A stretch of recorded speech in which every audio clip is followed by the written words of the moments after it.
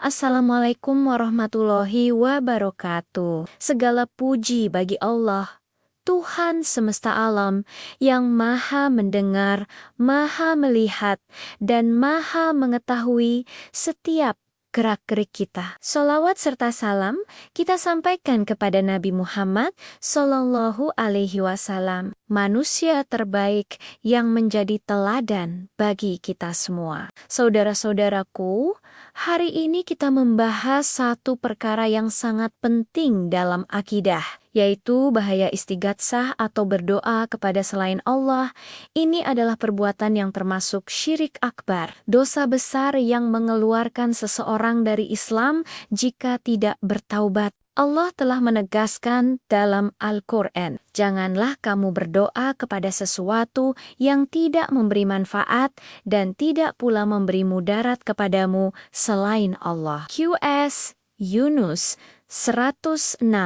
Hanya Allah yang mampu menghilangkan kesulitan dan mendatangkan kebaikan. Tidak ada makhluk, tidak ada kuburan, tidak ada patung, tidak ada benda yang bisa memberikan pertolongan kecuali Allah. Sayangnya, banyak di antara kita yang terjerumus dalam praktik ini. Ada yang meminta di kuburan orang saleh, ada yang menganggap boneka atau jimat bisa mendatangkan keberuntungan. Bahkan, ada yang percaya pada ramalan bintang. Semua ini adalah bentuk penyimpangan dari tauhid. Nabi Muhammad sendiri, ketika masih hidup, melarang sahabat untuk beristighatsah kepada beliau. Bagaimana mungkin setelah beliau wafat, kita justru meminta kepada beliau? Ini jelas keliru. Saudara-saudaraku, dengarkan kisah inspiratif ini. Ikrimah bin Abu Jahl, putra dari musuh besar Islam, pernah melarikan diri ketika Nabi membebaskan Mekah. Ia naik kapal menuju Afrika. Di tengah laut, badai besar datang.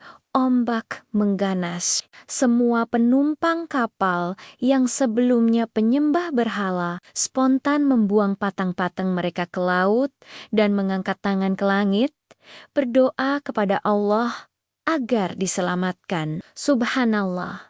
Setelah mereka berdoa kepada Allah, badai pun reda. Ikrimah merenung, kalau patung-patung ini memang Tuhan, mengapa tidak bisa menolong kami? Ia pun kembali ke Mekah, mengucapkan syahadat, dan menjadi sahabat Nabi yang mulia. Inilah bukti bahwa hanya Allah yang mampu menolong kita. Ada juga kisah seorang miskin di Irak.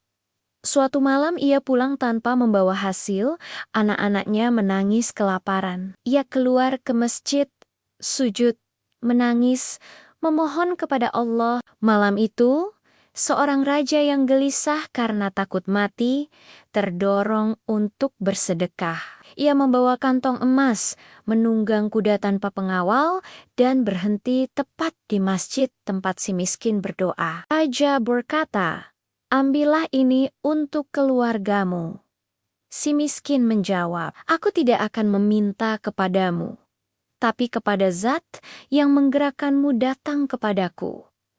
Lihatlah, ketika kita bergantung kepada Allah, pertolongan datang dengan cara yang tidak terduga. Saudara-saudaraku, jangan tertipu oleh tradisi atau kebiasaan yang bertentangan dengan syariat. Jangan mencari berkah dari tanah kuburan.